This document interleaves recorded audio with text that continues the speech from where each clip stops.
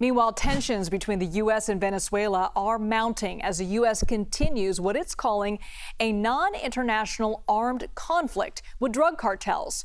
For weeks, the U.S. Navy has been targeting Venezuelan ships it says are carrying drugs into the U.S., with the most recent strike on Saturday.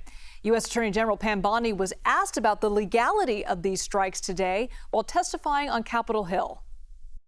Regarding Venezuela, what I can tell you is Maduro is a narco-terrorist, and I announced $50 million reward for his capture to bring him to this country to face charges. He is currently under indictment in our country. Drugs coming from Venezuela are killing our children at record levels. For more on this, let's bring in Vanda Felbab-Brown, the senior fellow at the Brookings Institute. Vanda, thank you so much for being with us. You've said before that these strikes are not an effective way to prevent drug trafficking and instead could be a way for the White House to put pressure on the Maduro regime. To what end, though? Even the first Trump administration defined as its core policy in Latin America an effort to bring down the Maduro regime, which is a vicious authoritarian regime, no doubt about that.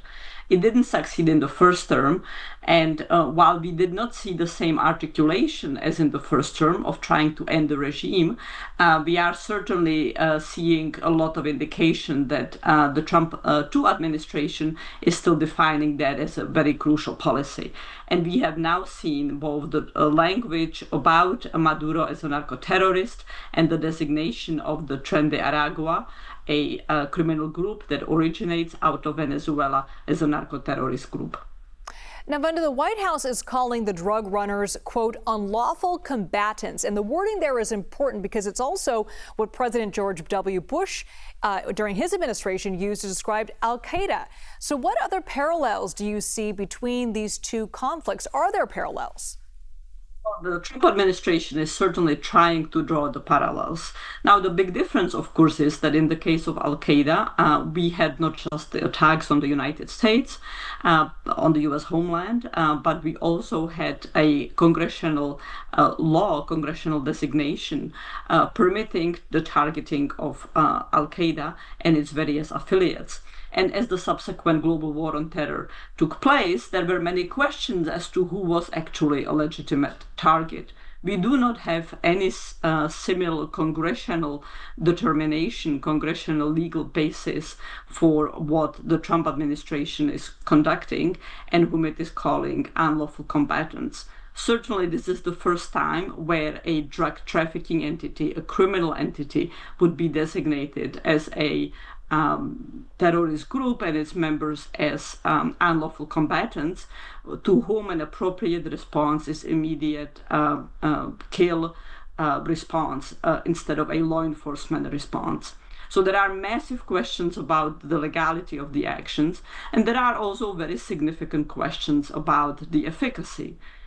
Killing low-level drug runners deprives one of the possibilities of interrogating them about who their networks are, who their political sponsors is.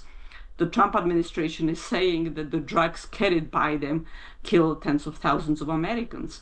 Yet the drugs that are killing Americans are fentanyl and methamphetamine. Both are produced in Mexico from precursors originating in China and India, and they do not cross the waters of Venezuela.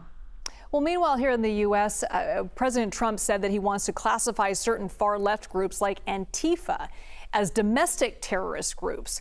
Could a similar strategy that we're seeing in Venezuela be used on U.S. soil?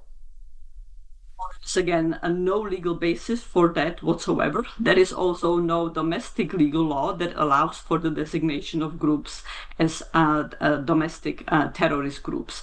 So the legal basis of that would be extremely unclear. But we have President Trump at various times calling for the death penalty for drug dealers, not simply drug traffickers. That too would be a significant change in US policy. Many drug dealers are in fact drug users. So there is certainly a wide set of rhetoric coming out of the administration that would prefer highly lethal, highly militarized actions, as we are seeing domestically, but none of them stand on a legal ground.